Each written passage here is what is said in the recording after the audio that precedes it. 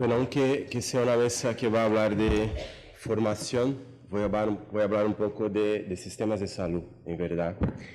Dentro de eso un poquito de reflexión, qué formación que es necesaria para impartir mindfulness y atención primaria.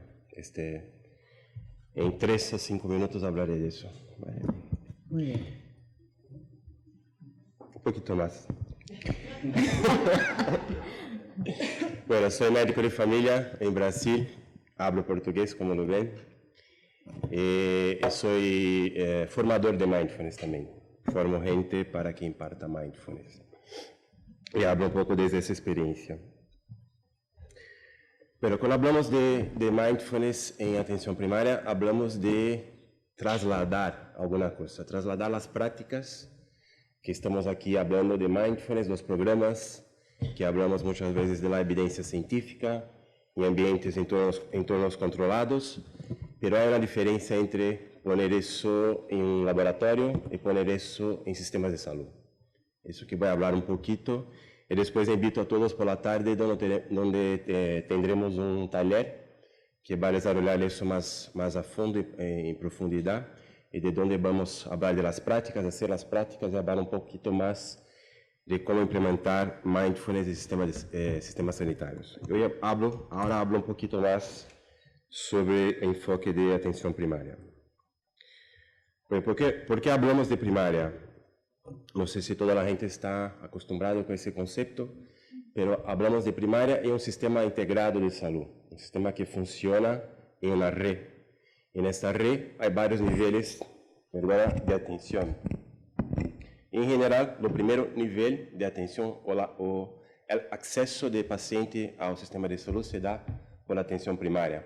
Entonces, en España, médico de cabecera, médico de familia, unidades, centros de salud familiar.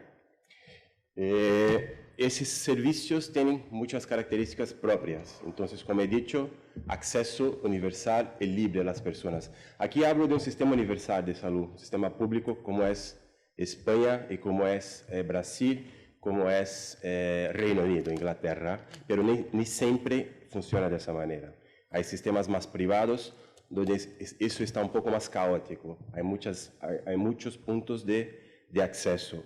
Pero cuando es un sistema que funciona integradamente, sí que el acceso preferencial es por la atención primaria o por los médicos de familia, por el equipo de atención primaria. Entonces, esos servicios tienen algunas características.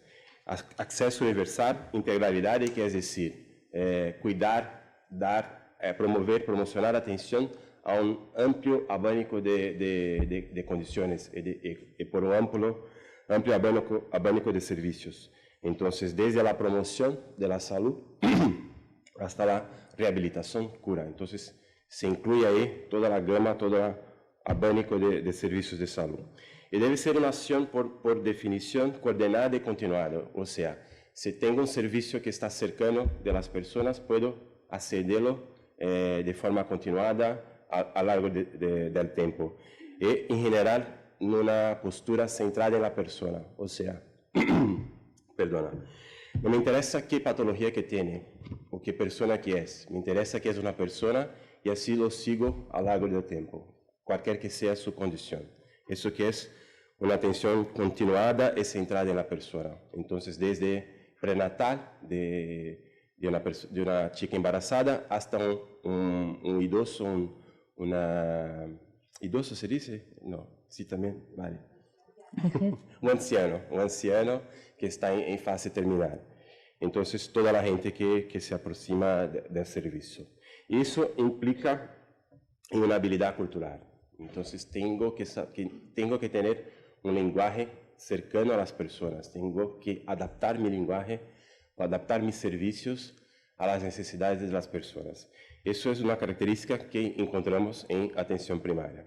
¿Y por qué eso es importante en mindfulness? Porque cuando hablamos de mindfulness, hablamos también de acceso.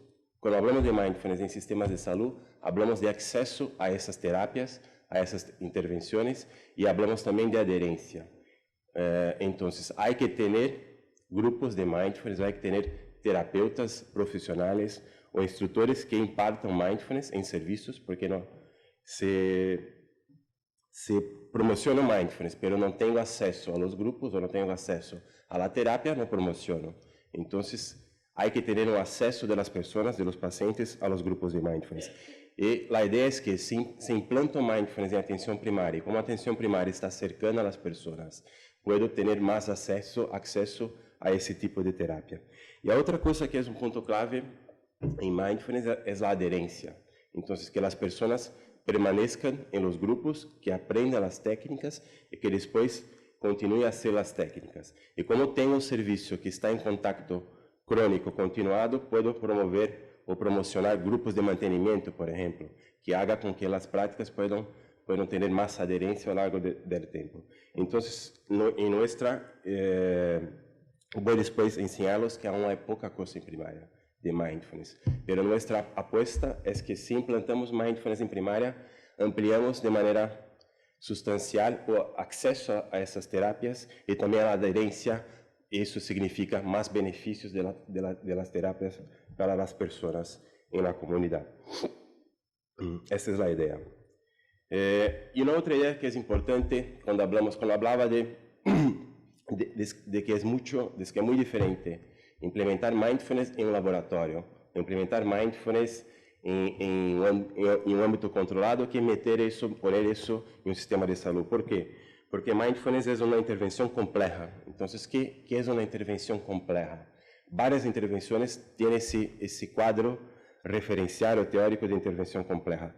Son intervenciones que tengan un número elevado de componentes e interacciones. Entonces, como estamos viendo, hay mucha cosa dentro de la palabra mindfulness. Entonces, hay estado emocional, hay estado psicológico, hay prácticas y hay los programas. Y esos programas ya tienen muchos componentes. Son varios tipos de prácticas: atención plena en la respiración, movimientos corporales con atención plena, hay parte teórica, cognitiva, hay muchos componentes que hacen parte de este programa que hablamos de mindfulness. Eso es complejo. Eso implica una complejidad muy grande para se implementar y para se evaluar los resultados y beneficios de eso. Y todo eso está interaccionando. Sí, hay interacciones entre los componentes. Y otro punto que es muy importante, es muy difícil dentro de las terapias psicosociales, y mindfulness es una terapia psicosocial, es lo relativo a cambio de conducta. Entonces hablamos que es muy bonita la idea de mindfulness, pero es muy difícil implementar esto. Primero, en nuestra propia práctica personal. Y después, imagina con los pacientes que tienen muchos problemas, incluso la enfermedad, y tienen una vida en general compleja, implementar un cambio más de conducta en esa situación. Entonces, eso implica una complejidad muy grande que llamamos de intervenciones complejas. Eso que se sabe es que requiere un plan estratégico, un plan coordinado. El país que más está intentando hacer eso, o sea, que está intentando implementar mindfulness en los sistemas de salud, es Inglaterra, es Reino Unido. Entonces, en Inglaterra hay guiones, directrices clínicas basadas en evidencia para las diversas condiciones clínicas. Y dentro de las directrices, por ejemplo, de depresión, aparecen las intervenciones basadas en mindfulness. Entonces, eso está en los guiones clínicos basados en evidencia de Inglaterra. Y allí se hace mucho mindfulness. Entonces, es muy común encontrarse, es mucho más común que Brasil, que España, encontrarse grupos de mindfulness en los sistemas de salud, o en atención primaria, o mismo en la atención hospitalaria. Pero que han visto es que hay muchas dificultades. Mesmo, por ejemplo, para saber qué impacto eso tiene, estuvimos ahora, hace poco tiempo, en un congreso como ese, organizado por una comunidad de Inglaterra. Imagínate una comunidad que organiza un congreso de mindfulness solamente con la gente que imparte mindfulness en primaria y en sistema de salud. Y había más gente que aquí. Entonces, eso está pasando en Inglaterra. Pero mismo allí se encuentran varias dificultades. Y que se ha visto es que es muy necesario un plan estratégico. ¿Qué es un plan estratégico? Que no es solamente un profesional decidir que va a impartir mindfulness o va va a dar clases de mindfulness en un servicio de salud. Hay que tener todo un plan coordinado. ¿Qué es eso? Lo gestor, lo administrador, hay que estar de acuerdo. Hay que haber un plan de implementación en nivel local, regional y nacional, muchas veces, para que eso funcione de manera coordinada. Va a haber resistencias, va a haber profesionales que no creen que mindfulness es una cosa científica. Hay que tener espacio físico, hay que tener gente preparada para impartir grupos, hay que tener apoyo logístico, apoyo administrativo. Entonces, todo eso hace parte de un plan estratégico para que se implemente realmente con eficacia o con efectividad estas intervenciones. Y la otra cosa que es muy interesante es que puede haber variabilidad de modelos. Nosotros estamos acostumbrados a seguir modelos fijos o modelos estruturados. Entonces, como ese modelo de 8 sesiones de Kabat-Zinn o modelos de MBCT, de Mindfulness Based Cognitive Therapy, que son modelos estruturados. Pero muchas veces, cuando se empieza a implementar eso en un servicio real, no funciona muy bien. Entonces, por ejemplo, un grupo de 2 horas y media en un servicio de atención primaria es casi imposible, Entonces, hay que adaptar eso a las necesidades de los servicios. Entonces, se espera que haga alguna variabilidad de modelos también para que se pueda implementar eso en un sistema de salud y principalmente en atención primaria. Entonces, hay muchos desafíos ahí. Modelo teórico, que aún estamos en desarrollo, que pasa en un programa cerrado de mindfulness. Como son muchos componentes, ¿cuál es que está funcionando? Es atención plena en la respiración, el body scan, escaneo corporal, son la parte cognitiva, es la dinámica grupal, que funciona. Tenemos que saber más sobre eso, de los mecanismos. Ya se sabe mucho, pero hay que marchar más para poder adaptar, para poder modelar eso para un entorno, sabiendo lo que funciona y lo que no funciona, se puede modelar mejor. Una otra cosa es que la ausencia de resultados no necesariamente significa que las intervenciones no funcionan. Puede haber barreras de implementación, puede haber resistencias de profesionales. Entonces, hay que evaluar qué pasa cuando funciona y cuando no funciona. Y por eso se prescribe que haga evaluación. Si está interesado en implementar mindfulness en sistema de salud, hay que hacer evaluación cualitativa de proceso. Hay que entrevistar a la gente. ¿Qué ha pasado? ¿Te gusta? ¿No te gusta la intervención? ¿Hay resistencia? ¿No hay? ¿Qué ha pasado en servicio también? Entonces, los resultados clínicos a las personas, a los pacientes, depende de un plan estratégico, depende de cómo eso está estructurado en sistema. Y como he dicho, la fidelidad estricta a los protocolos puede no ser adecuada, hay que adaptarlos a su entorno. Y hoy tenemos otras posibilidades, como hablaba ayer, la mesa de tecnologías se puede impartir, por ejemplo, mindfulness por página web, por un ambiente virtual de aprendizaje. Entonces, se puede utilizar nuevas tecnologías para ampliar ese acceso a mindfulness. Aplicaciones móviles. Entonces, se está investigando eso, cómo que eso ayuda o no ayuda a implementar mindfulness en sistemas de salud. Otra cosa que van a querer saber los gestores, los administradores, es cuánto cuesta. Entonces, ¿cuánto se paga para tener un grupo de mindfulness? ¿O cuántos instructores tengo que tener?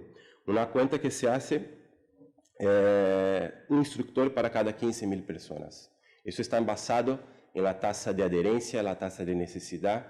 Entonces, la cuenta es más o menos esa. A cada 15.000 personas que acuden a un sistema de salud, tendría que tener más o menos un instructor. Y lo precio lo invertido que se debe pensar es más o menos $3 por hora por paciente. Eso implica en costos de formación profesional, costos de material, costos de pagar la terapia, porque cuando se habla en poner una terapia en un sistema de salud, eso implica en pago. Entonces, cada vez que hay un grupo de mindfulness en una unidad, se paga por ello, así como se paga por un grupo psicoeducativo, se paga por una otra acción en salud. Entonces, eso no es gratis, hay que tener un reflejo de presupuesto para eso. Y el otro punto clave que van a hablar mis colegas, es sobre la formación. ¿Cómo se forma un profesional para que imparta mindfulness en sistemas de salud o en cualquier sitio? Isso aún está em discussão também. Há vários modelos, como veremos aqui. Há modelos de formação mais curtos, há modelos de máster, há modelos mais acadêmicos, modelos mais práticos, mais profissionais. Então, isso que vamos discutir aqui. E qual seria o melhor modelo para o sistema sanitário? Não sabemos. Uma coisa que estamos propondo, que é uma hipótese aún, que é um pouco que falava Javier ayer, é que quando falamos de primária, falamos de introdução progressiva de intensidade de terapias, que chamamos de Step Care Model. Ou se pensa que em nível populacional, ou nível de la comunidade, há uma função para que imparta terapias com menor intensidade, ou seja, com menos tempo, mais curtas, mas com um grande volume de pessoas. Isso é um primeiro nível de ação. Então, eu promovo terapias mais curtas, com menos intensidade, a um grande número de pessoas. Isso já tem uma função. E quanto mais a necessidade da pessoa se especifica, por exemplo, tenho pessoas com sintomas de ansiedade, depressão, já tenho que oferecer uma terapia mais específica para isso. Ou tenho pessoas com depressão maior, com risco de recaída, que é a indicação de la terapia Mindfulness-Based Cognitive Therapy. Então, tenho que oferecer esse tipo de terapia às pessoas. Pero, por outro lado, não tenho que oferecer a terapia mais complexa a todas as pessoas. Se quero simplesmente promover um estilo de vida mais mindful ou com mais atenção plena, posso promover, por exemplo, um taller. Esta é nossa ideia, mas isto ainda não está aprovado, não está investigado. Então, é uma linha de investigação que se pode seguir. Será que pode oferecer em atenção primária grupos mais curtos, uma sessão de 2 horas? Isso tem efeito ou não?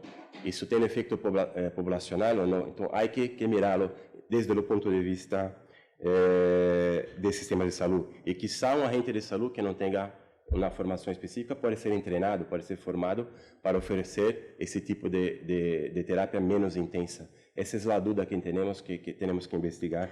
Isso provavelmente seria, se funciona, seria mais custo efetivo. Isso que é a ideia. Como he dicho, há pouca coisa em primária em termos de investigação. Amanhã vai apresentar Jesus Monteiro sobre isso em mais detalhes. Estamos em desenvolvimento, terminando uma revisão sistemática com meta-análise sobre os estudos controlados e randomizados de mindfulness em primária. E o que sabemos é que há muito poucos. São, em verdade, com alguma qualidade, há 6 estudos, muito pouco. Invito vocês a investigar em primária, porque há quase nada. E dos que há, que sabemos? Parece que em primária os modelos generais do tipo MBSR, que é o modelo de Kabat-Zinn, têm um pouco mais de efeito em primária que os modelos mais específicos, por exemplo, MBCT. E a outra coisa é que temos que comparar mindfulness com controles ativos, que se sabe que funciona muito bem contra controles não ativos, que é isso, contra a lista de espera. Então, mindfulness contra tratamento habitual, mindfulness contra nada. Isso funciona, está claro. Mas ainda não sabemos qual é a diferença entre mindfulness e outra terapia grupal. Se há um efeito específico de mindfulness ou se não há em primária. Isso há que estudar aún. Então, temos que ter atenção plena a isso. Que passa que sabemos, que não sabemos. E há que marchar por aí. Então, por os estudos futuros, temos que ter desenhos de estudos mais potentes, estudos randomizados, controlados, ver mindfulness como uma intervenção complexa, medir, evaluar o processo, testar o modelo de step care. Há que estudar as atitudes de los profissionais hacia mindfulness. Se tenho resistência de profissionais, provavelmente vai ter menos resultados clínicos da terapia, vou ter mais barreiras para a implementação. E tenho que saber se realmente grupos de 8 sessões, de 12 sessões, funcionam a largo prazo, ou tenho que meter grupos de mantenimento aí. E testar, provar mais em todos os tipos de populações, clínicas, não clínicas, e também os efeitos em profissionais, como ha dicho ayer professor Epstein. Então, mindfulness deve ser vista como uma intervenção complexa, quando falamos de implementação em sistemas sanitários, e temos que pensar como adaptar isso à atenção primária ou outros níveis de sistemas. Há poucos estudos bem hechos em atenção primária, há um grande potencial, mas aún não sabemos sua real custo-efetividade. Ese es el mensaje que vos tengo. Ya os invito a Brasil, tendremos el segundo congreso como ese en Brasil, año que viene, en junio de 2015, 24 a 27, hablaremos de eso un rato después, hoy mismo. Y muchas gracias. Muy bien.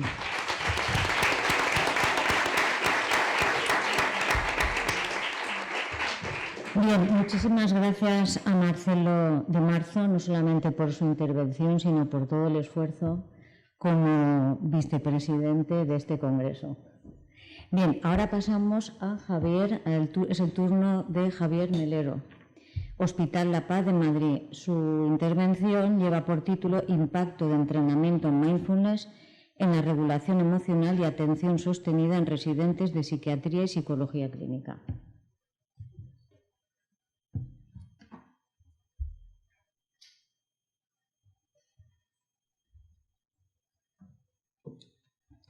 Bien, pues muchas gracias. Voy a empezar contradiciéndote, ¿Sí? porque, Pues bien. porque en realidad el efecto es sobre el control atencional, que no es exactamente igual. Es un pequeño matiz que intentaré explicar porque yo me lo había preparado para media hora, tenemos 15 minutos, bueno. Tú tranquilo, nada, no te preocupes. Iré un poco ligero. Bueno, adelante. Para empezar, esto es una investigación que es parte del trabajo de un equipo al que quiero agradecer, incluyendo a Alberto Fernández Liria, Beatriz Rodríguez Vega y Carmen Bayo Pérez, así como al centenar de residentes que ha participado para poder llevar a cabo este estudio. Me gusta empezar trayendo esta conocida cita de William James, que dijo que la facultad de traer de vuelta deliberadamente la atención errante una y otra vez constituye el fundamento mismo del discernimiento, del carácter y la voluntad.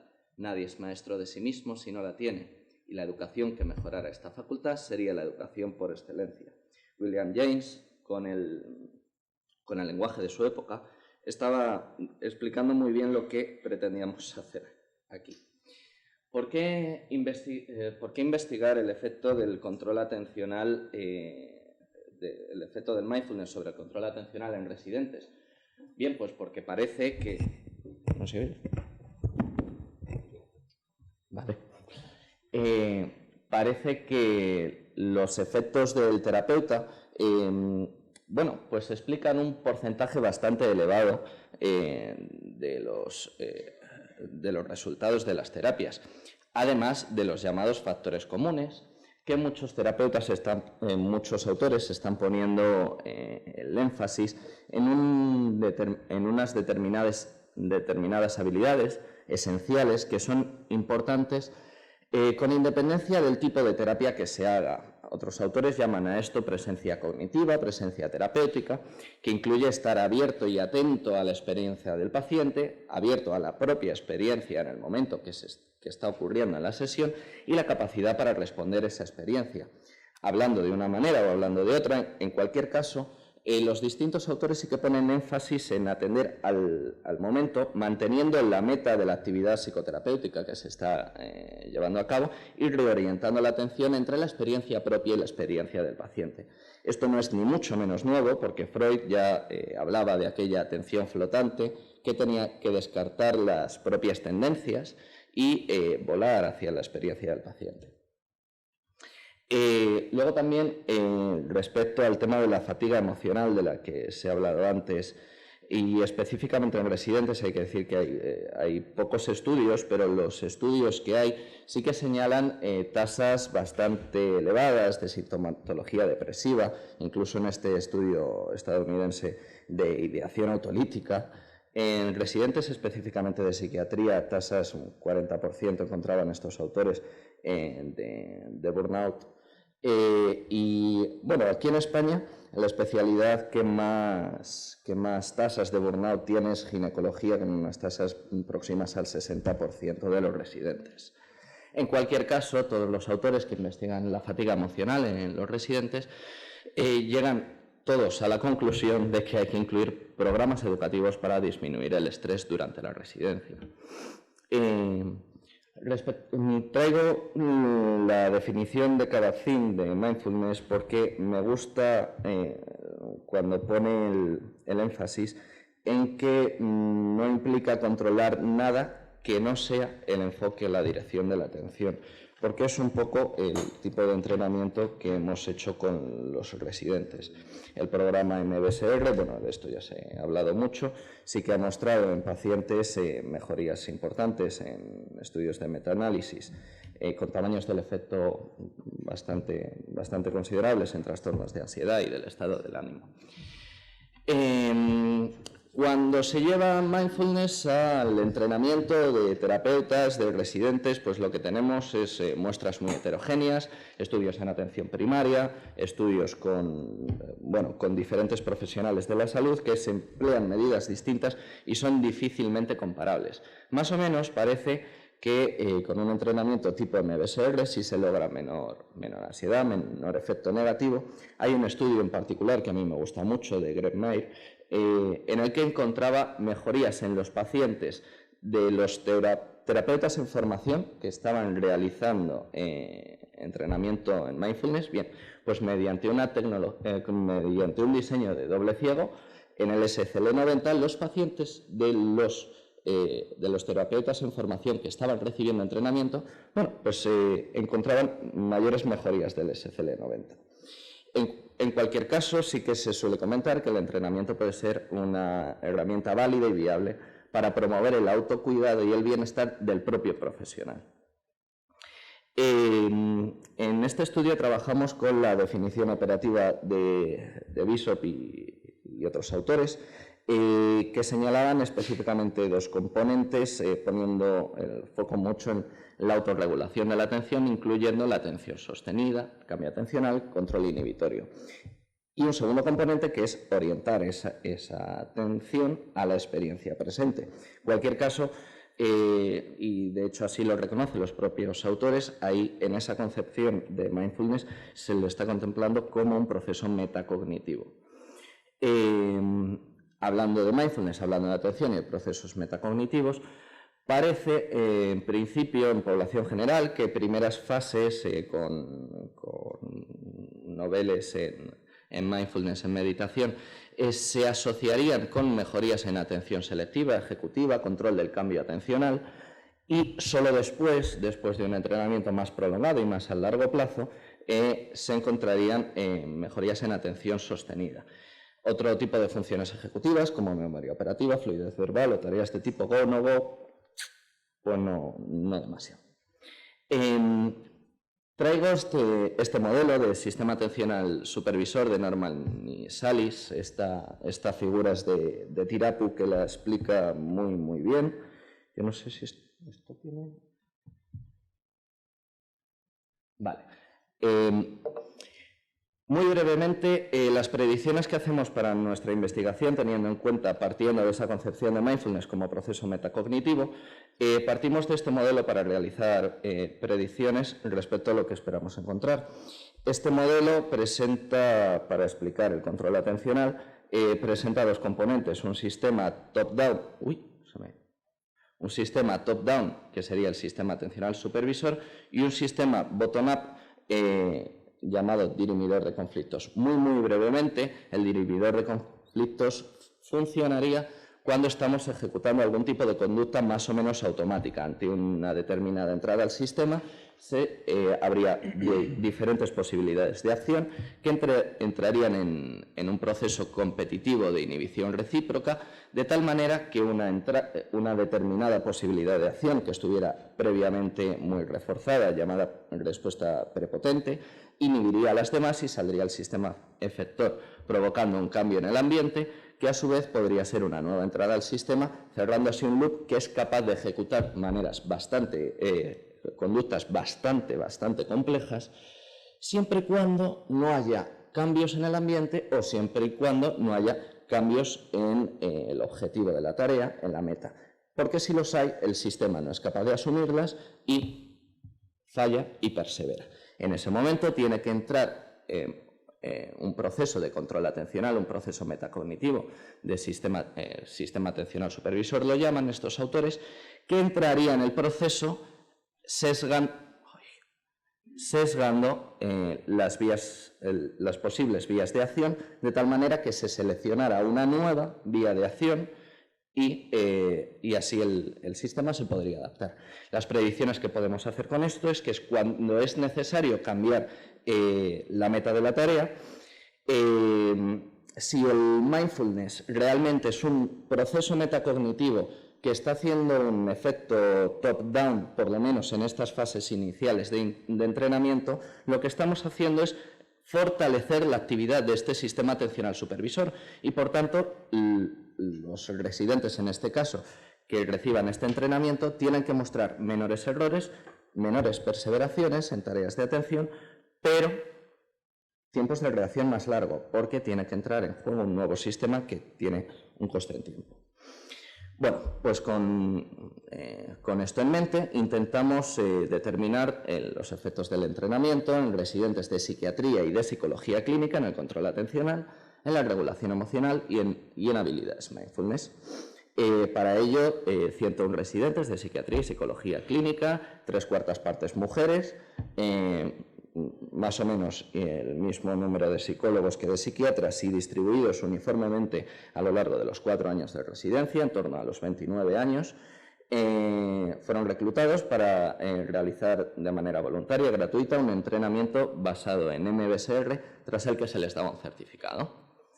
Se les asignaba según orden de inscripción, porque los residentes venían a la unidad de formación e investigación en psicoterapia de La Paz, para realizar determinados entrenamientos, para realizar determinadas actividades y, por tanto, no se les podía negar utilizando una aleatorización, porque venían por un tiempo limitado. Este estudio lo publicamos en Psychotherapy Research, pero ahí estaba solo la primera parte, que es simplemente en comparación con lista de espera. Hoy lo que les traigo es una extensión de ese estudio, siguiendo un diseño de intercambio de tratamiento, un diseño cruzado, en el cual un grupo recibe entrenamiento en un primer momento, mientras el otro se encuentra en lista de espera durante esas 8 semanas, y después cambia los roles de tal manera que el grupo que antes recibía entrenamiento ahora está en espera, se le evalúa después y en ese momento está recibiendo entrenamiento el otro, de tal manera que podríamos ver cambios de este estilo, si hay cambios atribuibles al entrenamiento y luego se mantienen, o así si hay cambios atribuibles en el entrenamiento o no se mantienen, o así si no los hay en absoluto. En cualquier caso, utilizamos un modelo lineal mixto para determinar las interacciones entre el momento en que se recibe el entrenamiento y las medias. El programa que se utiliza está basado en MBSR, pero claro, como decía, adaptado. Tenía que estar adaptado, pero intentando mantener todas las técnicas y todo lo que se hace en el entrenamiento en MBSR. Se animaba a los residentes a practicar entre sesiones, era necesaria la asistencia a como mínimo 7 de las 8 sesiones para ser certificados, lo que hacía que la gente viniera, y era voluntario y gratuito. Se utilizaron medidas de atención sostenida y de control atencional, y una serie de cuestionarios para medir ansiedad, estado de rasgo, el STAI, IRA, STAXI, inventario de depresión de Beck y el MAS y el FFMQ para habilidades mindfulness. Muy brevemente, se empleó la tarea de atención continua, de ejecución continua, basada en el CPT-2 de Conners, que básicamente consiste en estar 15 minutos atento a una pantalla respondiendo, y no se esperaban en realidad demasiadas mejorías en atención sostenida, pero tal vez sí en control inhibitorio. La tarea STRUP, que básicamente es una tarea de interferencia cognitiva, que la utilizamos en este diseño experimental. En realidad hay 2 tareas. Una primera en la que tiene que nombrar el color de la palabra, el color de la tinta de la palabra, tanto si es congruente lo que pone como si no. y luego les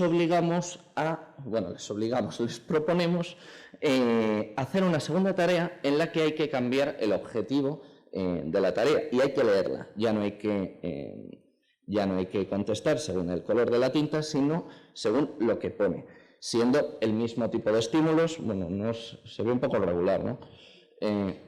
Siendo el mismo tipo de estímulos, pero la meta de la tarea es distinta. Aquí, claro, según el modelo que les he comentado antes, lo que sería esperable si el mindfulness se opera como un entrenamiento metacognitivo top-down, sería esperable un mayor tiempo de reacción, pero menores errores y perseveraciones.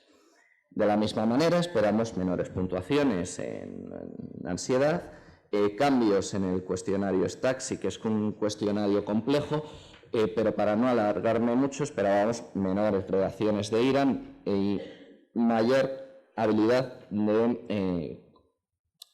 uso de estrategias de manejo interno de la ira. Esperábamos menores puntuaciones en BDI y mejorías en habilidades mindfulness. Bueno, pues como les comentaba, en las medidas de atención sostenida, los residentes no mostraron ningún efecto del entrenamiento. Sí mostraron un efecto de aprendizaje, porque aunque haya quien le cueste creérselo, resulta que aprenden, pero nada atribuible al entrenamiento. Respecto al control inhibitorio, en un primer momento parece que el grupo que recibe entrenamiento muestra algo más de mejoría, pero en realidad, en comparación con el proceso de aprendizaje que se produce de la prueba, no resulta significativo. Respecto a la medida de Stroop, que como les comentaba era la base de la hipótesis, sí encontramos el efecto esperado en los tiempos de reacción de la segunda tarea que les explicaba, de tal manera que los participantes que reciben entrenamiento aumentan sus tiempos de reacción, mientras que los que no reciben entrenamiento los disminuyen por el efecto de aprendizaje. Sin embargo, son capaces de resistir a eso los que están recibiendo el entrenamiento. Luego, después hay un efecto mayor de aprendizaje, pero vemos que el número de errores que se cometen en el Stroop es significativamente inferior cuando se está recibiendo el entrenamiento y aumenta cuando no se está recibiendo el entrenamiento. Las perseveraciones que cometen, los errores que se realizan en el Stroop, también disminuyen cuando está recibiendo el entrenamiento y aumentan cuando no. En el STAI encontramos efectos en el estado de ansiedad, pero no en el rasgo. Realmente era difícil que en 8 semanas se produjera un cambio en el rasgo de ansiedad, pero sí efectos significativos en estado de ansiedad, menores puntuaciones en BDI, menores puntuaciones en rasgo de ira, especialmente en la subescala de reacción a la ira, es decir, cuando se realiza el entrenamiento, los participantes sí que reducen esas reacciones airadas. Respecto al control de la ira, no se observan cambios en estrategias de control externo, estrategias inhibitorias, sino estrategias de control interno, de sosiego interno, de reinterpretación de la emoción de ira, pero sin demasiados cambios en escalas de la expresión percibida. Sí se observan cambios en las medidas globales de habilidades mindfulness, MAS y FFMQ, en concreto el FFMQ, que nos permite subdividir en 3 escalas. En las escalas, en las facetas en las que se observan estos cambios, son la capacidad de observación y la ausencia de reactividad, sin que haya cambios atribuibles al entrenamiento en el resto de escalas de ausencia de juicio, descripción y actuar con conciencia. Bueno, esto como curiosidad, muy brevemente, no encontramos las tasas de fatiga emocional tan elevadas que se obtienen en otros estudios. Sí encontramos un patrón no demasiado significativo de mayor afecto depresivo, por llamarlo de alguna manera, según se acerca al final de la residencia. y mayor ansiedad según al principio de la residencia y al final de la residencia. Entre medias están bastante bien. Bueno, en resumen, no encontramos efectos sobre atención sostenida. Sí hay un efecto claro sobre el control atencional, entendido este como cambio de tarea, lo cual apoya la idea de mindfulness. Por lo menos estoy hablando de este primer acercamiento a los residentes, estas primeras 8 semanas, de mindfulness como proceso metacognitivo, de tal manera que son más capaces de resistir la inercia del set de la tarea que estaban realizando anteriormente. La experiencia presente la entendemos como el contenido de ese proceso, de tal manera que, según el modelo que les comentaba antes, cuando hay una conducta automática y una conducta con inercia que el residente está experimentando, potenciando este sistema atencional supervisor, hacemos que sea más consciente de esas conductas automáticas y, por tanto, sea capaz de modificarlas. Los cambios en las escalas que les he mostrado se producían en escalas que estaban formuladas en experiencias concretas, en presentes o en estrategias internas de regulación, no cambios en rasgos. Entendemos esto como que existe una mejor regulación emocional en los residentes, pero que los hallazgos son congruentes con los encontrados en población general, que nos indican que primeras fases del entrenamiento sí parece que están asociadas con mejorías en control atencional, como les hablaba, pero solo después, solo tras un entrenamiento más largo, con mayor experiencia, en atención sostenida. Y con la regulación emocional lo mismo, en realidad son dos caras de la misma moneda. Inicialmente se asocia con procesos de regulación top-down, como reinterpretar la emoción que estoy sintiendo, y solo en el largo plazo con procesos bottom-up de regulación directa.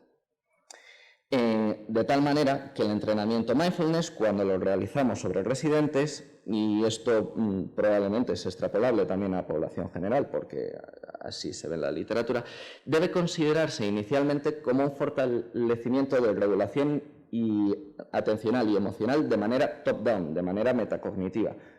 Después, habría que estudiar si después aparecen esos procesos bottom-up. Esta investigación tiene unas limitaciones, que es que no se pudo aleatorizar, como les comentaba, que se comparaba con lista de espera, que las medidas de atención tienen efectos de aprendizaje cuando se repiten invariablemente y que los autoinformes aparecen efecto de repetición de la medida porque los residentes no solo aprenden, sino que resulta que encima recuerdan y tienden a contestar lo mismo a lo largo de la evaluación. Muchas gracias. Muy bien.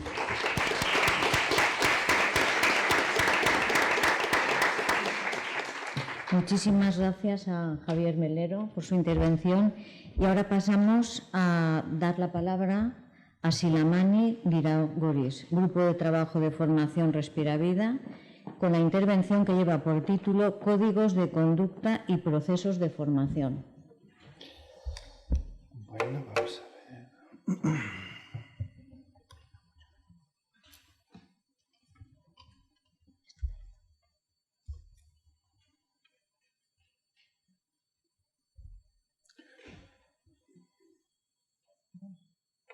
Bueno, mientras se pone la pantalla en funcionamiento, quizás es un buen momento para hacer un momento de atención consciente.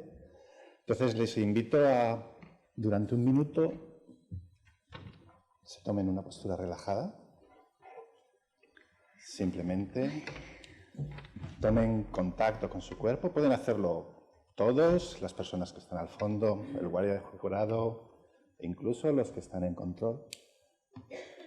Les invito a cerrar los ojos, a tomar atención con su respiración, observando su experiencia, con una intención de amabilidad y no juzgar, observando los pensamientos, las emociones,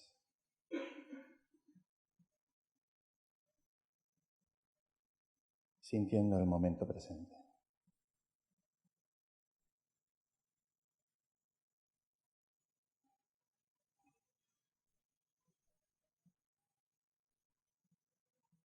sin rechazar cualquier sensación desagradable, con una actitud de amabilidad, quizás podemos empezar a salir de este momento de atención consciente.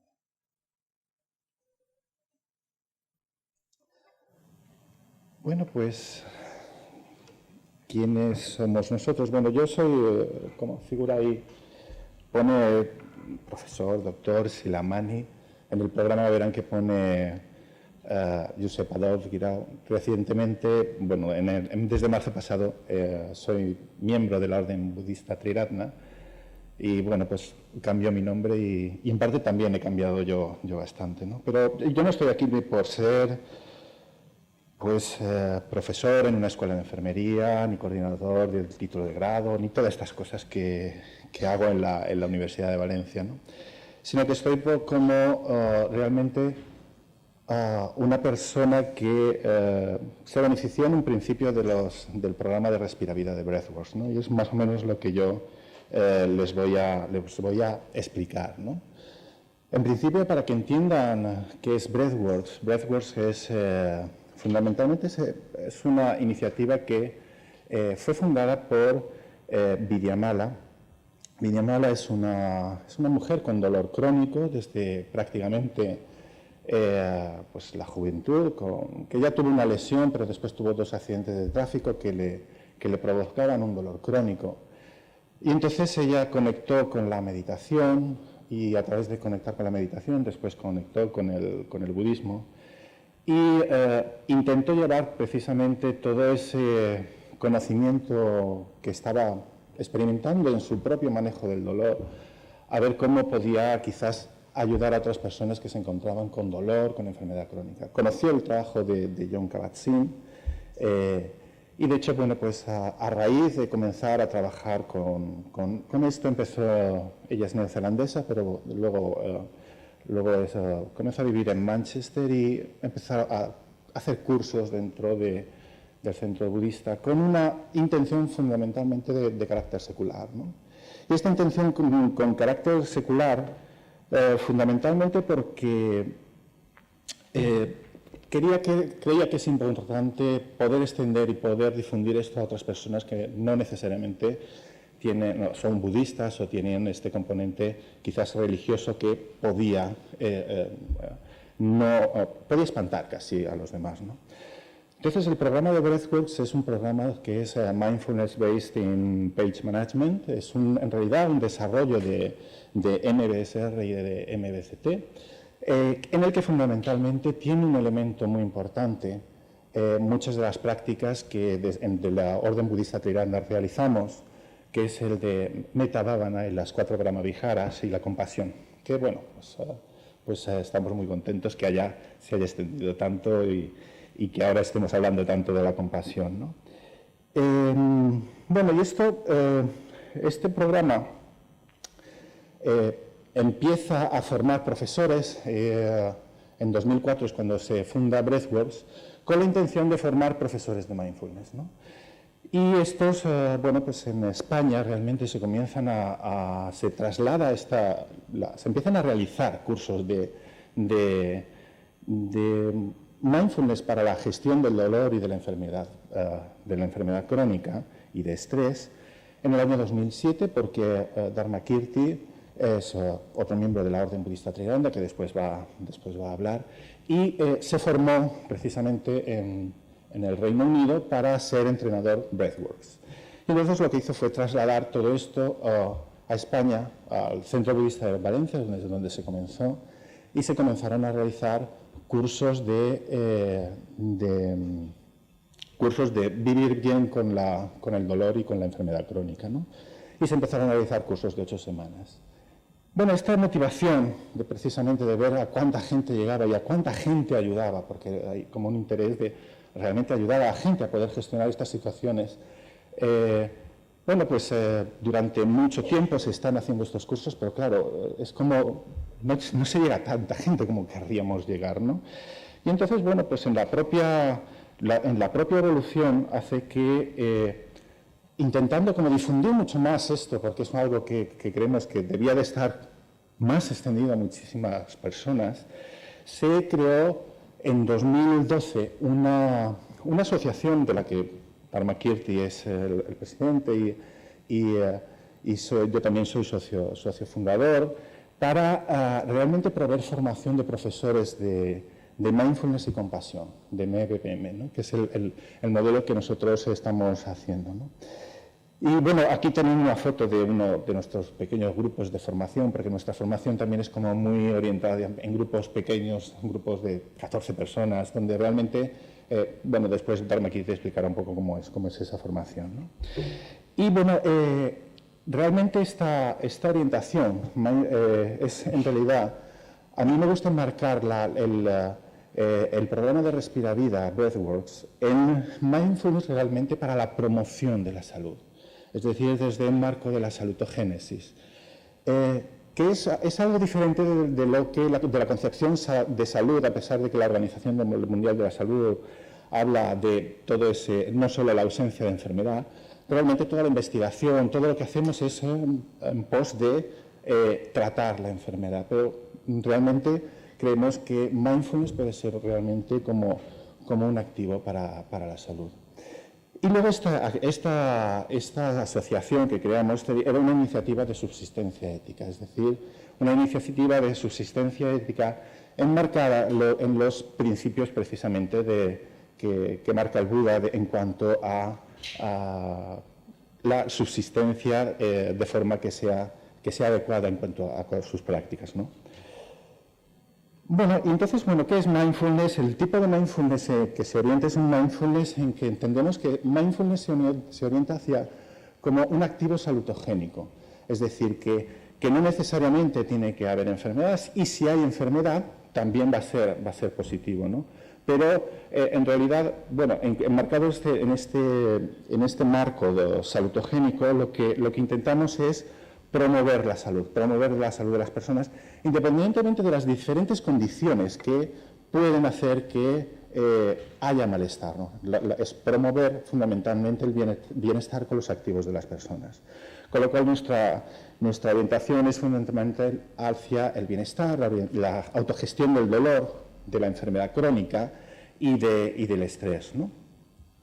Y bien, todo esto, claro, evidentemente, aunque estamos formando fundamentalmente profesores de mindfulness, pero no son profesionales sanitarios, nuestra formación fundamentalmente se orienta a formar en mindfulness, no específicamente a profesionales sanitarios. Entonces, Respiravida se alinea perfectamente con la red de buenas prácticas, el alineamiento de buenas prácticas que hace o realiza la red de instructores de mindfulness del Reino Unido, ¿no? Y bueno, como tal, en realidad, bueno, pues esto es como el código de buenas prácticas que asumimos en los profesores que nos hemos entrenado en Breathworks. Aliviar el sufrimiento, cuidar de los demás con amabilidad y compasión, aceptación, valoramos la aceptación, la integridad del compromiso, la comunicación honesta y evitar cualquier conducta que pudiese realmente contradecir estos valores anteriores. Bueno, y entonces, ¿qué es lo que esperamos realmente de nuestros profesores? ¿Cuál es la conducta ética que esperamos de nuestros profesores? Bueno, pues fundamentalmente esperamos que hagan todo lo posible, que hagan su mejor esfuerzo para asegurarse del bienestar y de que utilicen de la forma más adecuada las prácticas que nosotros enseñamos durante nuestro programa. Y que en realidad algo que es muy importante es que trabajen dentro de los límites de su entrenamiento y de su experiencia. Esto es algo fundamental. Entonces, ¿esto cómo lo trabajamos? Pues especialmente lo trabajamos tenemos varios lineamientos de códigos y de conductas éticas y conductas de práctica que deben de realizarse de forma obligatoria, por ejemplo, antes de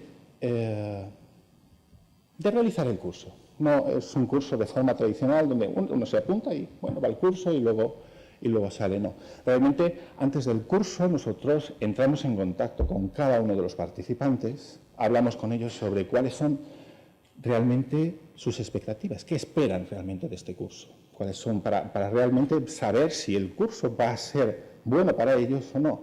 Porque muchas veces las personas que tienen una enfermedad crónica, que están con dolor, buscan soluciones milagrosas. Entonces, lo primero que probemos de esto no es una solución milagrosa, esto no es sustitutivo en absoluto de ninguna otra terapia, y entonces nos interesamos especialmente por conocer cuál es su problema de salud. Es muy importante conocer cuál es su problema de salud. Y además les damos una explicación de todo cómo es nuestro programa y si la condición, y les invitamos a que lleven este programa a su terapeuta para que su terapeuta les indique si puede ser adecuado o no puede ser adecuado, porque hay ocasiones en que quizás esto no va a ser adecuado. Con lo cual,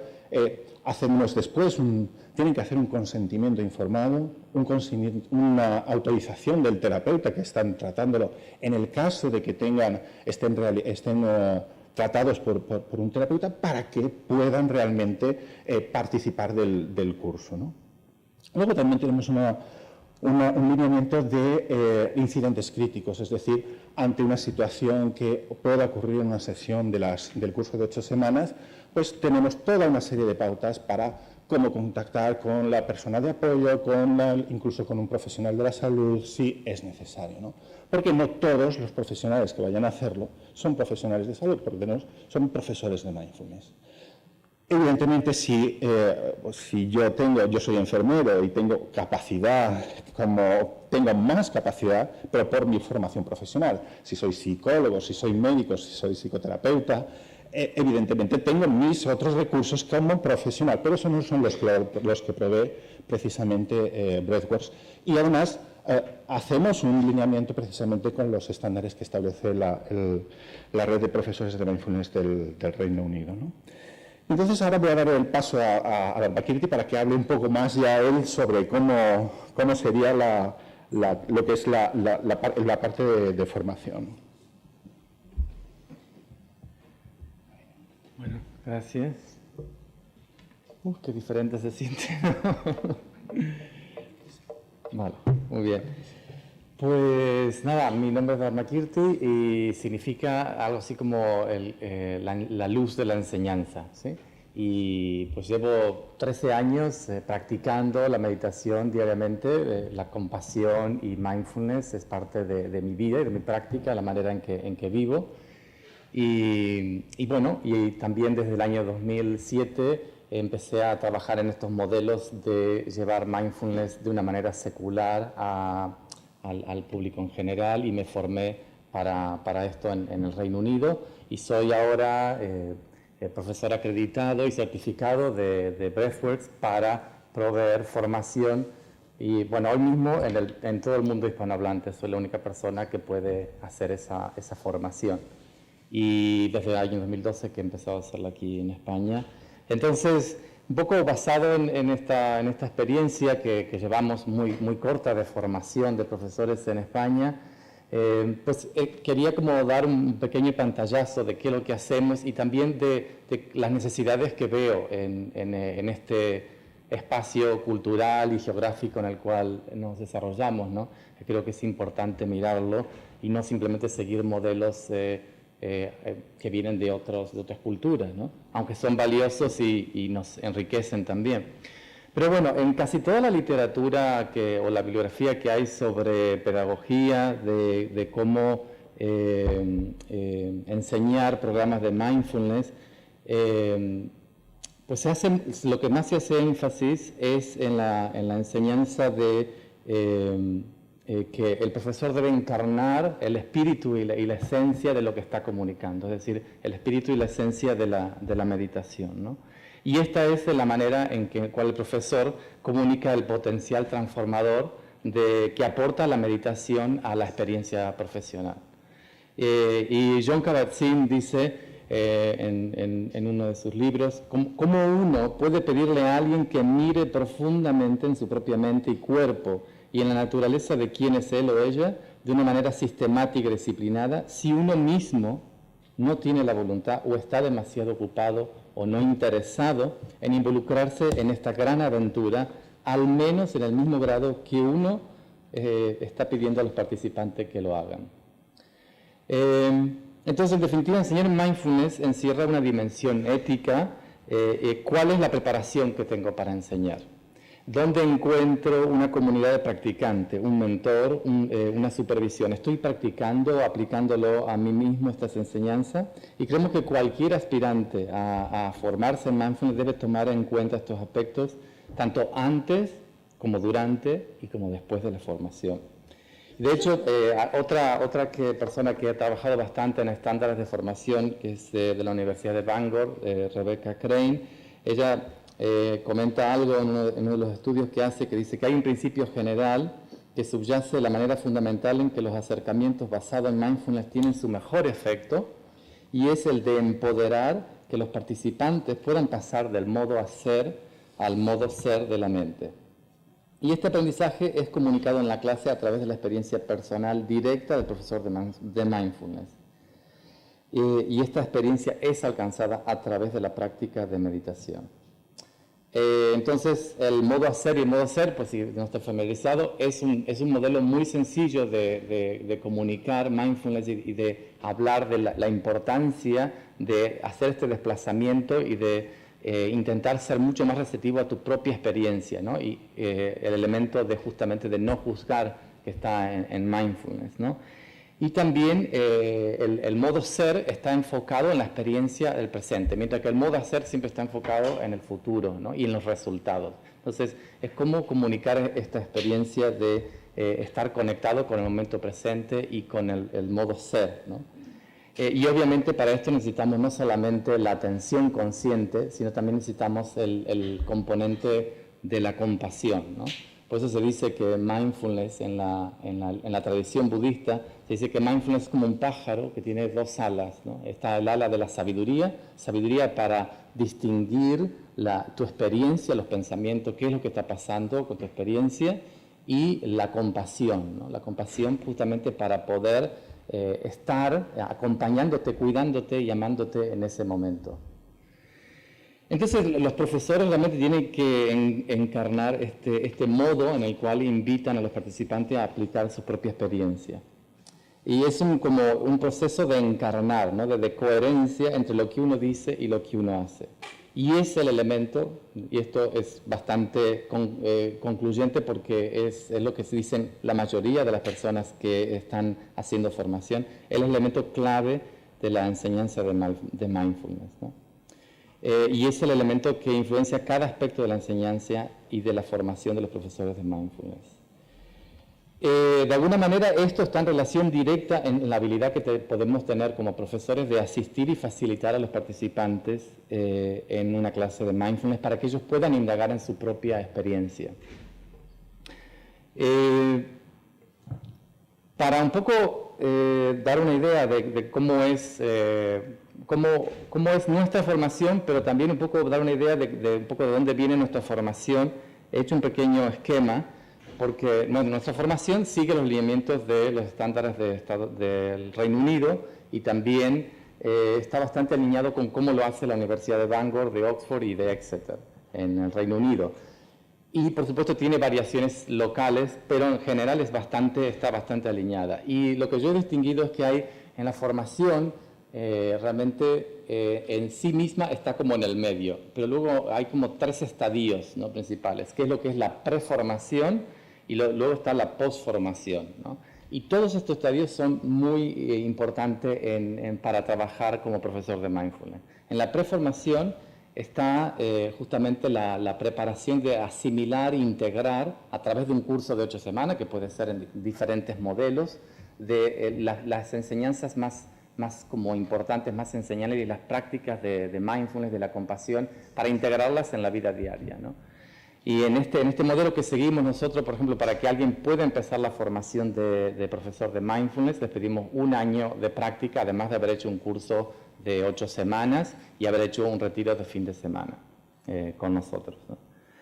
En este retiro se le prepara justamente para lo que es la formación estrictamente hablando y se le dan, por ejemplo, trabajos para hacer diarios de práctica, lecturas de bibliografía, etcétera, ser parte de una comunidad de aprendizaje, de mindfulness, etcétera, etcétera. Entonces luego viene, acabo de hablar de esa fase, el estadio central, que es la formación estrictamente hablando, y que incluye 3 fases, ¿no? En esta fase donde realmente se empiezan a presentarle como los contenidos de un programa de mindfulness, desarrollar habilidades docentes, aprender a guiar una meditación, recibir retroalimentación de los demás participantes y de los profesores que están. Y aquí se aprende cuál es la estructura de un curso de mindfulness, cuál es la teoría, la investigación, los estilos de enseñanza y la manera en que se puede gestionar grupos, ¿no? Después de esta fase se puede pasar, si el participante está preparado y si el profesor senior piensa de que está preparado el participante, a una fase de aplicación supervisada. El curso se puede aplicar, el curso de 8 semanas, de manera supervisada. Si no, se pasa a la tercera fase, y en la tercera fase es de como consolidar lo que ya has aprendido y profundizar más en tu práctica personal. Todo esto se hace a través de retiros. Por ejemplo, cada una de estas fases son retiros de 8 días, retiros de meditación y silencio. Y en este retiro, por ejemplo, se explora además el código de conducta, estándares, también se contextualiza lo que es mindfulness dentro de las raíces de donde ha surgido, las raíces budistas de mindfulness, se ven diferentes enseñanzas. Y entonces, como dije, luego está la fase de aplicación supervisada, que se puede hacer tanto después de la fase 2 como después de la fase 3, dependiendo de la preparación del candidato, ¿no? Y la última fase, y con esto ya voy a terminar, es la fase de postformación, donde, es decir, cuando la persona hace la formación, le damos una certificación como profesor de Mindfulness, Respira Vida, Breathwork.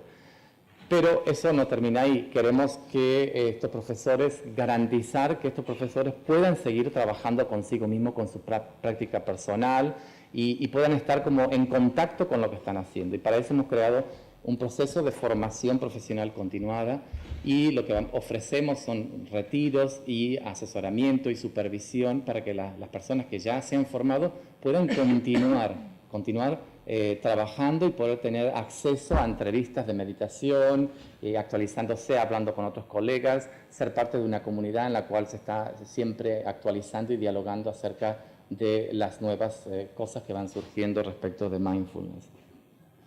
Entonces este es el proceso así de formación que estamos llevando en los 3 estadios de esto. Como dije, la formación estrictamente hablando es lo que está en el medio.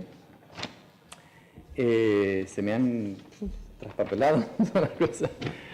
Vale. Sí, entonces lo que quería señalar por último es cuáles son los desafíos para formarse como profesor de mindfulness en España, que creo que ahora va a hablar bastante el equipo de iMind y entonces va a ser muy interesante ver lo que ellos van a aportar. Pero como dijo Silamani, nosotros seguimos los códigos, los estándares del Reino Unido, pero sería muy interesante que, dada la expansión que está teniendo los enfoques de mindfulness en España, en el mundo hispanohablante y también en Brasil, ¿cómo se puede hacer para mantener la integridad de esto que estamos haciendo, ¿no? Bueno, es cierto que hay muchas personas que están como completamente dedicadas a la práctica y que han invertido muchos años y esfuerzos en desarrollar competencias para impartir y usar los enfoques de mindfulness y encuentran que sus habilidades no son ni reconocidas ni apoyadas, dado que en España no hay, y en el mundo hispanohablante no hay estándares y competencias para la enseñanza formalmente definida. Y otras personas, en el otro extremo, están otras personas que comienzan a aplicar e impartir mindfulness sin tener un nivel apropiado de práctica y competencia profesional. Y el punto aquí es que la aparente como simplicidad, ¿no?, que es muy atractiva, ¿no?, de mindfulness, pues lleva a mucha gente a dar pasos como muy bruscos, ¿no? De repente, pues hace poco tenía un ejemplo de un estudiante de la formación que acababa de empezar y cuando me mandó los diarios de meditación, a su vez ya me mandó el audio que él ya había preparado para el curso que él haría cuando terminara la formación. Y es un poco una falta de entendimiento, ¿no? Que hacer un audio es una cosa y que realmente encarnar estos principios de mindfulness y practicar la meditación de una manera profunda es otra cosa, que no se trata de simplemente ser profesor, de dar un audio o decirlo en voz viva, sino que esto tiene que ser parte de tu experiencia, ¿no? Entonces, hay mucho de este tipo de desfasaje, de desajuste que espero que con el tiempo entre todos podamos ayudar a integrar y a corregir y hacer algo que sea confiable y que la gente pueda sentirse que realmente aporta a su vida y pueda abrirse más a este tipo de enfoque, ¿no? Muy bien. Así que muchas gracias. Muchísimas gracias a Silamani y a Dharmakirti por su intervención. Bien, finalmente vamos a dar la palabra a Isabel Rubió, del Grupo de Trabajo de Formación AEMAI, con la intervención sobre la revisión de los estándares a los que se acaba de hacer referencia, internacionales de formación en mindfulness, bases para iniciar una propuesta nacional, puesto que estamos viendo que se necesita un poquito de consenso, de trabajo común y de orden. Muy bien, tiene usted la palabra. Muy bien, hola, buenos días. En primer lugar, quiero hacer pues un especial agradecimiento a las personas que han organizado este primer Congreso Internacional de Mindfulness, en concreto al presidente Javier García Campayo y al vicepresidente Marcelo de Marzo.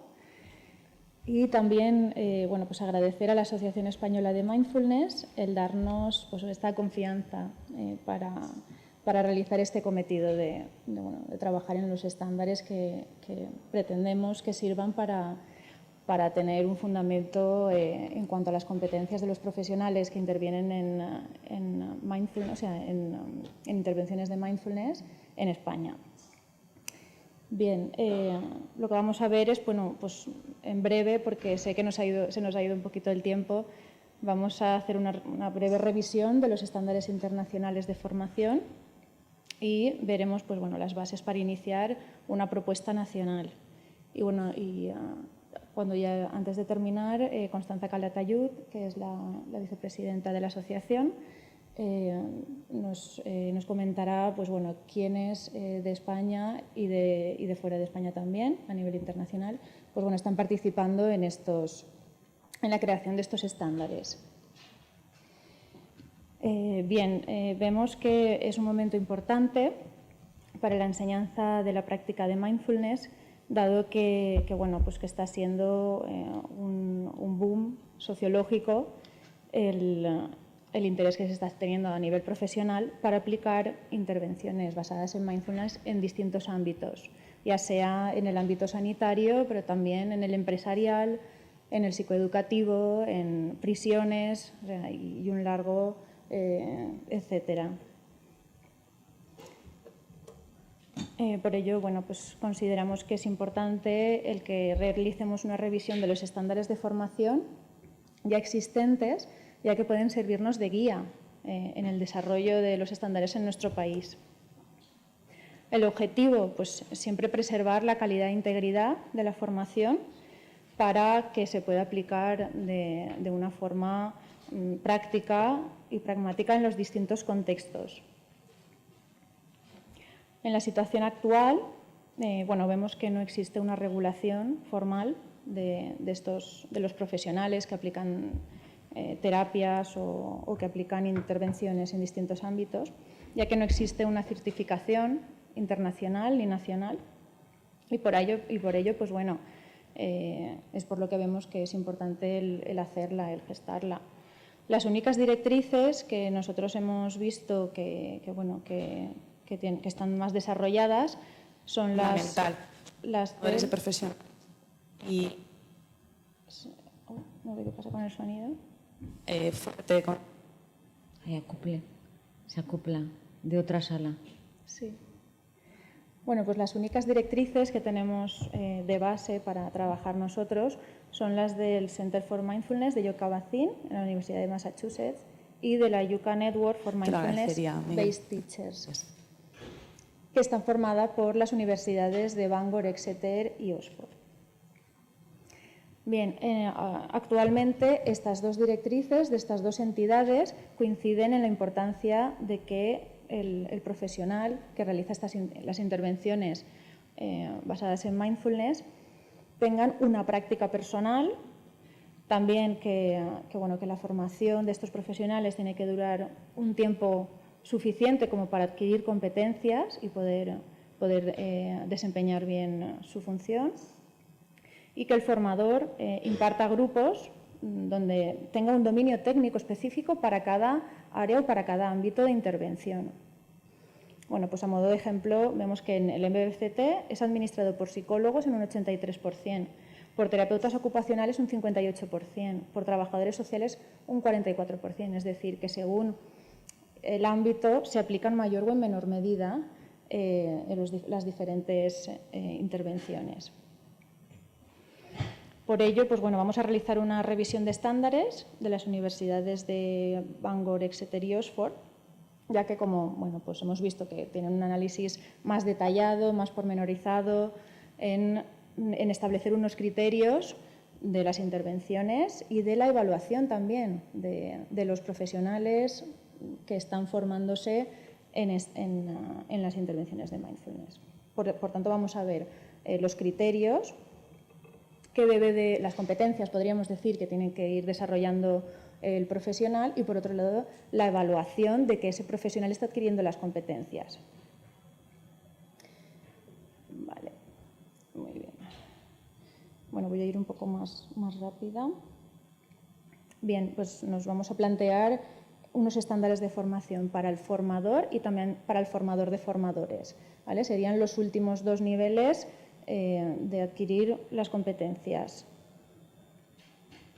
Bien, estos estándares o criterios que deben cumplir las intervenciones basadas en mindfulness se desarrollan según la guía de buenas prácticas de Bangor, Exeter y Oxford en base a 6 dominios, los cuales se presentan en diferentes niveles, que son los que estáis viendo, y son los niveles de competencia. En el nivel 1, en la ausencia de capacitación, nosotros no hemos querido traducir no competen como no competencia, sino que tiene ausencia. Sería para el candidato que está en la fase inicial del proceso. En el nivel 2, el principiante demuestra ya aspectos de competencia, pero todavía tiene problemas significativos a la hora de desempeñar o de estar realizando intervenciones basadas en mindfulness. En el nivel 3, el principiante avanzado ya tiene evidencia de alguna competencia y está preparado para la práctica, pero bajo supervisión, ¿vale? Ahí sería un nivel intermedio. Conforme van adquiriendo esas competencias, ya llegamos al nivel 4, ya sería el capacitado y sería el candidato que está preparado para el desempeño profesional en los diferentes ámbitos. Y conforme sigue formándose, puede adquirir o puede optar al capacitado avanzado. El capacitado avanzado es el que nosotros hemos llamado formador. También habréis escuchado instructor, pero bueno, denominamos lo mismo, la misma categoría. Y ya en el último nivel estaría el experto, que sería el formador de formadores.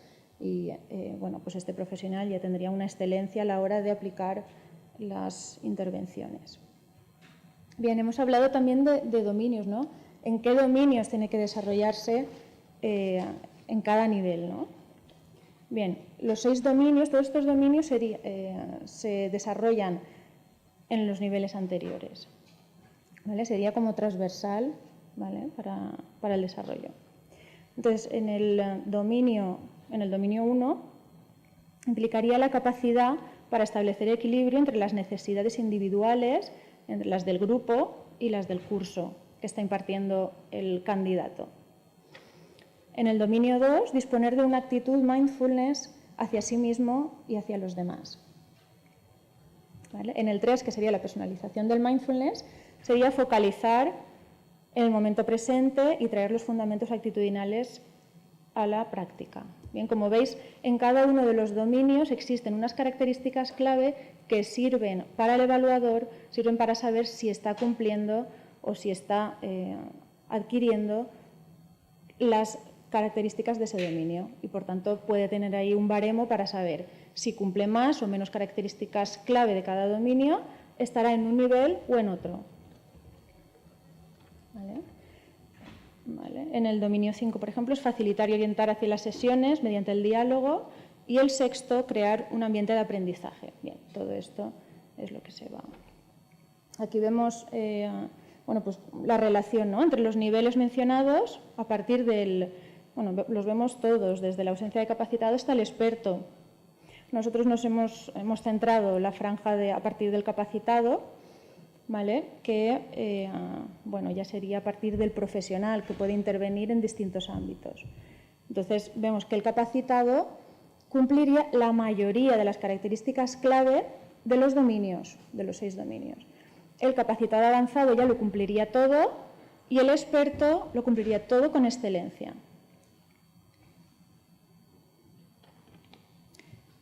Bien.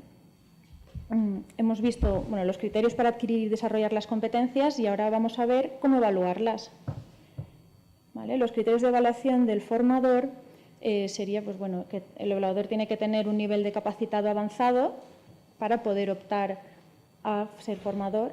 Se recomienda comparar la evaluación con otro evaluador, sobre todo al principio de la experiencia, reconocer los sesgos y preferencias personales y separarlos de la evaluación de los dominios para ser objetivo con las características clave que está evaluando, y no dar por sentado el hecho de que si se es competente en un dominio, eso signifique que lo vaya a ser en todos los demás. El procedimiento de la evaluación será el realizar la evaluación a partir de las grabaciones o vídeos o audios que se pueden escuchar varias veces hasta que la persona tenga claro si cumple o no los criterios. Utilizar una hoja de puntuaciones en la que tendría, pues bueno, todos los dominios y si va cumpliendo esas características clave para saber en qué nivel está la persona que se está evaluando. También puede contar, pues, bueno, con una hoja de comentarios donde en cada dominio pueda anotar las fortalezas que está teniendo la persona evaluada y los aspectos a mejorar. Muy bien. Entonces, bueno, para el formador de formadores, los estándares o directrices más destacables, para tener en cuenta de que, bueno, está ya en el nivel, o se está formando en el nivel 6, según la guía de buenas prácticas del formador de formadores de Bangor, Exeter y Oxford, sería a partir del nivel, tendría que partir a partir del nivel capacitado avanzado, estar formado por un experto. El candidato debe de poseer una experiencia de al menos 9 cursos en 3 años y seguir comprometido con la práctica y con la enseñanza. Recibir supervisión con la actualización en investigación y métodos de evaluación. Y ser participante activo, dispuesto a enseñar dentro de un equipo. ¿Vale? Esto sería lo más fundamental. Hay una serie de bueno, requisitos, podríamos decir, según esta guía. Bien. Y bueno, pues como conclusiones, nosotros lo que vemos es que nos encontramos en una encrucijada respecto al desarrollo de la enseñanza basada en mindfulness en los contextos laicos, dado el interés que está teniendo en los diferentes ámbitos y la, de alguna forma, carencia de profesionales que tengan o que cumplan unos criterios evaluados por formadores y por personas preparadas para ello. El trabajo realizado por Bangor, Exeter y Oxford consideramos que constituye un buen modelo para utilizar como base para iniciar esta propuesta inicial de estándares en nuestro país. Existe la necesidad de coherencia sobre la competencia, criterios y desarrollo de una capacitación de aquellos profesores que disponen de una amplia experiencia para enseñar mindfulness y formar a formadores. Pero existe el riesgo de que se desarrolle una polaridad entre aquellos que están inmersos en la enseñanza de mindfulness y aquellos cuyo interés es mindfulness, pero a nivel más pragmático. En definitiva, se precisa la comunicación sobre aspectos relacionados con la calidad e integridad que sean compatibles en los diferentes contextos. Bien. Y ahora, pues Constanza os presentará cómo está el estado de arte en cuestión en nuestro país para ver quiénes están estando. Sí, bueno, lo que queríamos comentar desde AEMIND es que en estos momentos, a partir de la creación de una mini comisión, podríamos decir, nuclear, compuesta por distintas universidades, instituciones y contribuciones particulares, tales como la Universidad de Castellón, representada por la profesora Azucena García Palacios, la Universidad de Málaga, representada por Natalia Ramos, la Universidad de Complutense y Agustín Monivas, Miguel Ángel Santed, en representación de la UNED, la Universidad de Valencia, representada por 3 departamentos: Psicología Básica, Psicología de la Educación y Evolutiva y Psicología de la Personalidad, el Consejo Nacional de Colegio de Psicólogos, el Instituto de Psicología Integral Baraca, representado por David Alvear, Nirakara Mindfulness Institute, representado por Gustavo Diex, Ana Rabé, asesora del itinerario Mindfulness en Empresas y certificada por Oasis, Estrella Fernández, asesora del itinerario Mindfulness en Educación y certificada por Bangor, y de AEMIND, nuestra Asociación Española de Mindfulness, representada fundamentalmente por el presidente honorífico, al que hemos tenido el gusto de escuchar en la intervención previa, y por Marta Alonso, nuestra presidenta. Pues todas estas instituciones, universidades, instituciones, personas concretas de una talla importante en el ámbito de la aplicación del mindfulness en distintos contextos, pretendemos poner en funcionamiento una comisión nacional. Esta comisión nacional está abierta a todo aquel que desee participar en la elaboración de los estándares de nuestro país, de unos estándares nacionales. Porque, si muy bien ha dicho nuestra ponente Isabel Rubió, si bien consideramos que Bangor, Exeter y Oxford constituye una directriz o un modelo sistemático, equilibrado, que ofrece mucha información sobre el proceso y sobre las competencias a evaluar, sin embargo, evidentemente pensamos que estamos en un contexto totalmente particular en el que hay que adaptar y ajustar todas estas directrices a la idiosincrasia. No solamente a la idiosincrasia propia, sino también a los diferentes contextos donde nosotros pensamos, tal como se ha puesto de manifiesto en las atenciones planteadas en el nivel sanitario, a los diferentes contextos a los que tenemos que hacer, referencia y llegar. En este sentido, esta comisión, repito, hay una invitación a participar para que entre todos formemos, elaboremos unos estándares representativos de nuestro país. Bien, para ello también contamos con el asesoramiento internacional hasta la fecha, es decir, que pretendemos todavía contar con más asesoramientos, cuantos más mejor, de Bangor, de San Diego, de las instituciones de mindfulness actualmente vigentes en Bangor, San Diego y Oasis. Yo creo que aquí se ha puesto de manifiesto, desde la intervención de Marcelo de marzo, se ha puesto de manifiesto que pretendemos el acceso universal, con muy buenas palabras ha dicho muy claramente, la introducción progresiva del mindfulness. Él ha planteado diferentes sistemas para escalonarla, para que la intensidad no sea de la misma medida en todas las poblaciones. Pretendemos adherencia, como él muy bien ha dicho, ha planteado en su intervención. Requerimos, por tanto, de un plan estratégico, estaba claro, es decir, esto a modo de cierre de todo lo que hemos dicho con lo que nosotros pretendemos. Estamos de acuerdo en que, como existen muchos modelos, pero también estamos de acuerdo en que tenemos que normativizarnos. No hay regulación, no hay estándares ni criterios para evaluar las competencias del profesor mindfulness, y, como también se ha dicho en esta mesa reiteradamente, no hay estudios de evaluación de la efectividad de las intervenciones. Es decir, sabemos que mindfulness funciona, tenemos evidencias de que cambia, tenemos evidencias de que genera mejor bienestar, como todos han comentado en sus intervenciones, tenemos evidencia de que reduce el estrés, pero no disponemos, o al menos así se ha planteado en la mesa, no disponemos de evaluaciones de esa efectividad.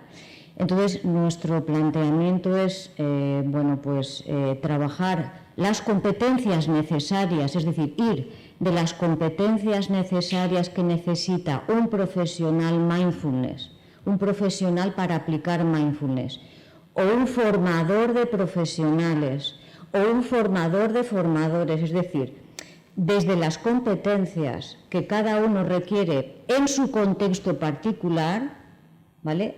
Diseñar un proceso de enseñanza que esté basado por unas directrices o por unas buenas prácticas o estándares que a la vez vuelvan otra vez a la evaluación de las competencias, de tal manera que el sistema se retroalimente esos tres aspectos, competencia, proceso y estándares, sea un sistema que se retroalimente y que cierre todo el proceso de una manera coherente, garantizando la calidad, garantizando la duración de las intervenciones, garantizando los tiempos, garantizando la coherencia.